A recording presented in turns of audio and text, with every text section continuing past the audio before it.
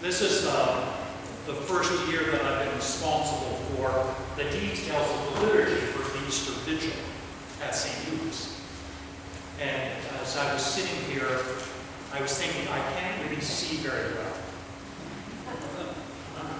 And you get a couple of stumbles, and I thought, if we're doing this again, probably should have a little bit more light so that it would go more convenient.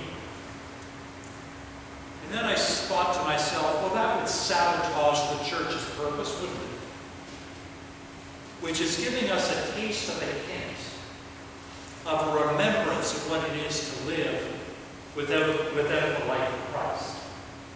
When we can't see where we're going, we can't choose right from wrong, and we stumble over our spiritual and moral feet. So I think the vigil next year will be just as dark as we look forward to the coming of the Lord.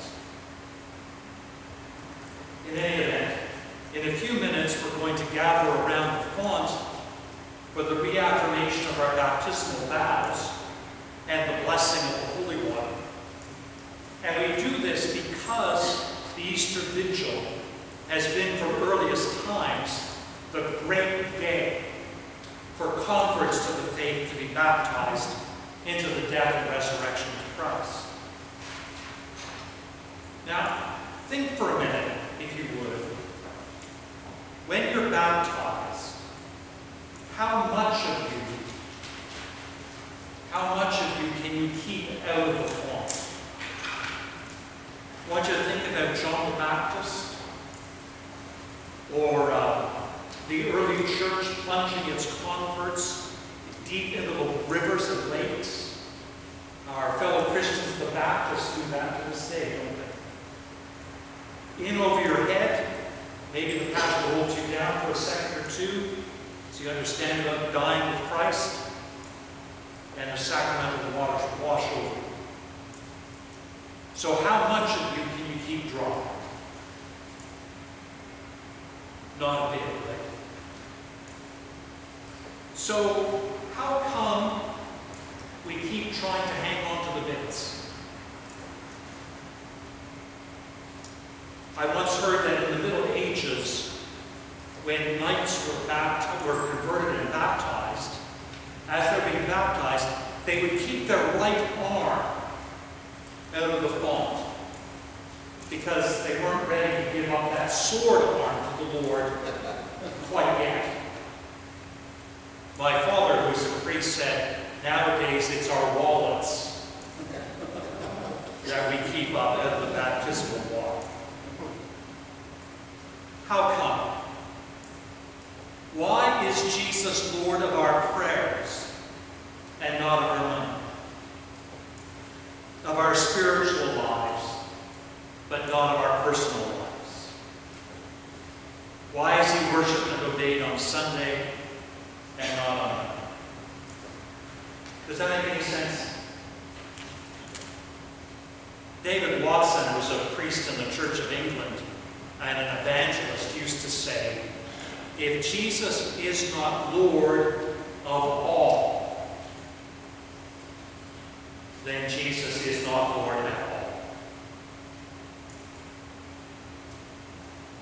But we know that he is Lord.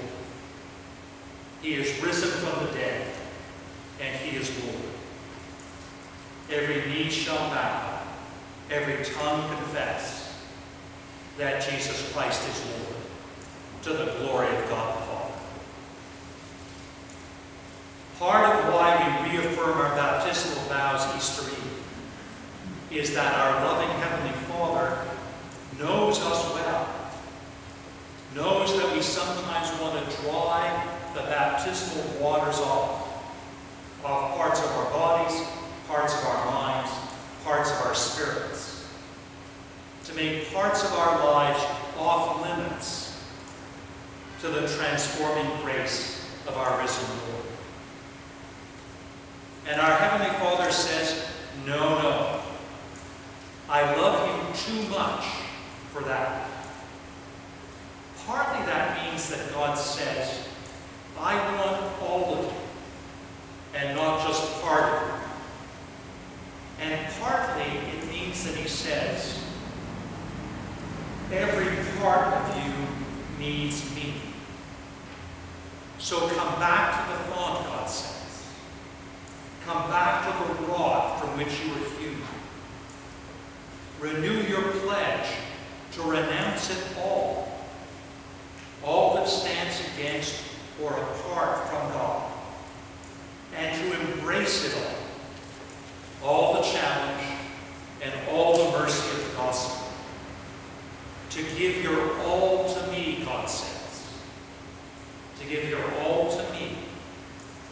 to be mine, purified, transfigured, perfected by my grace.